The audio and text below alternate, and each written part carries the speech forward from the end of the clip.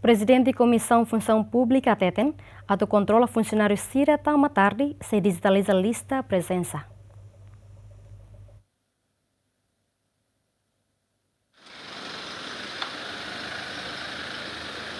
Presidente da Comissão Função Pública, ou equipa, sexta-né, atualiza serviço base governo que relação na Guzmão. A foi no encontro, Presidente da Comissão Função Pública, Teten, atu controla funcionários Siranabê tama tarde, Comissão Função Pública se digitaliza lista presença e a instituição no Estado União. Daremos assuntos disciplinares tama tarde, sai cedo.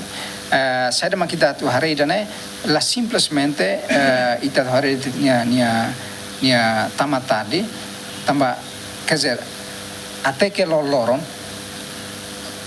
cada instituição se lá bela consegue atu hari loloron tama tarde kala. Nabe ita precisa atu mecanismo ser. Mecanismo ida makami hanu ainda ita precisa hona ia digitalização ba ia lista presença. Tambah husine ita dia kata senia tama 9 horas com certeza nem falta 1 hora sida. Se lolor magnia tama nem falta horas ida, vezes para 5 dias, ou vezes para 10 dias, com certeza, coane automático. Nebe processo ida processo ida uma comissão de função pública, ou instituição seru carregela, mas lá na tonde ho visita surpresa, mas ba oin ita se hare facilidade selo, ita se hare mecanismo o insama que bele atua assunto sida tama tarde.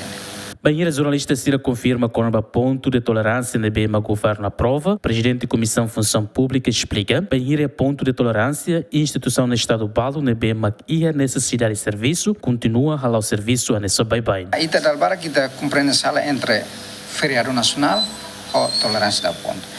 Feriado nacional não é kata obrigado feriado na BEMA kita hotutu pela reta ita bela goza feriado. Mas bem quando tolerância né kata se for possibilidade basira na be maka ia necessidade de serviço tem que mais tolerância ponto né balo até bela dan dader e tolerância ponto mas belo cai mais balo fale ok também dader lo cai belo mais então tolerância da ponto né depende de ba necessidade instituição quando instituição exige para tu mais com certeza tem que mais.